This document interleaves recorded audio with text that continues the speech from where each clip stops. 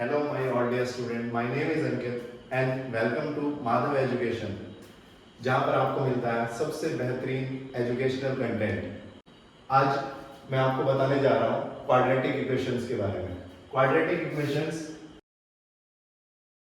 जिसको हम हिंदी में द्विघात समीकरण भी कहते हैं, जिसका जनरल फॉर्म है या स्टैंडर्ड फॉर्म है ax square plus bx plus c is equal to 0, जहां a है coefficient of x square, b है coefficient of x and c एक कांस्टेंट टर्म है।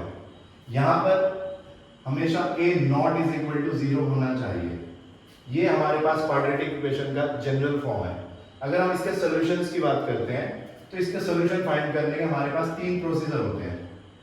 एक होता है by using factorization method, by using factorization method, factorization method. दूसरा method होता है इसका using completing the square method, completing the square method. और जो इसका सबसे लास्ट प्रोसेस है, सबसे लास्ट मेथड है, वो सबसे इंपॉर्टेंट मेथड है, वो है using quadratic formula, using quadratic formula.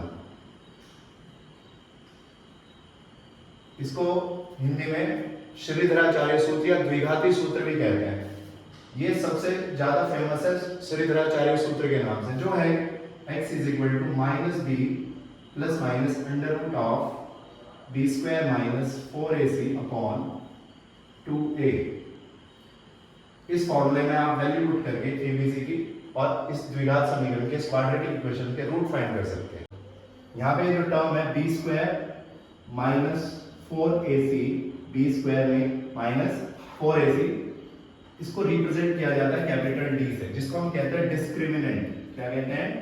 Discriminant, discriminant. और इसे हिंदी में हम कहते हैं विविक्तिकर, विविक्तिकर।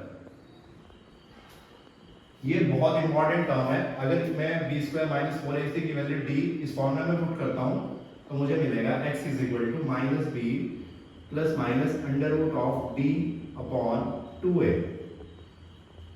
और ये d का जो फॉर्मूला है बी स्क्वायर माइनस 4ac, ये अपने आप में एक बहुत ही इंपॉर्टेंट फॉर्मूला है।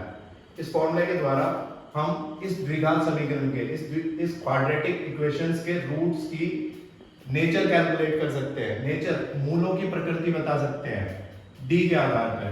कैसे? इसकी तीन कंडीशंस हैं।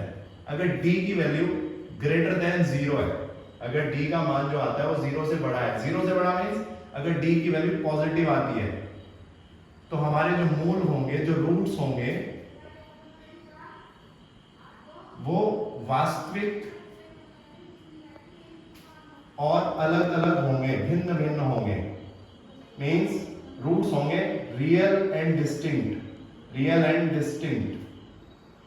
और अगर डी की वैल्यू 0 के इक्वल है, सो जो इसके रूट्स होंगे वो रियल और इक्वल होंगे, रियल एंड इक्वल। अर्थात हिंदी में हम कह सकते हैं वास्तविक और एक समान, वास्तविक और एक समान। और जो थर्ड नेचर है, अगर d की वैल्यू लेस देन 0 है, मींस d की वैल्यू अगर नेगेटिव आती है, माइनस में आती है, सो रूट्स इमेजिनरी होंगे, इमेजिनरी होंगे, काल्पनिक रूट्स होंगे। अर्थात वास्तविक मूलों का कोई अस्तित्व नहीं होगा, रियल रूट एग्जिस्ट ही नहीं करेंगे और हम क्वेश्चन को सॉल्व नहीं करेंगे। ये जो क्वेश्चन है d के, जो d की वैल्यू के बेसिस पे, अर्थात मूलों की प्रकृति, नेचर ऑफ रूट्स, ये question high school board exam में मैक्सिमम टाइम आया हुआ है। सो इसको आप यहां से प्रैक्टिस करके इसको क्वेश्चन को बना सकते हो और अच्छे नंबर स्कोर कर सकते हैं। Thank you.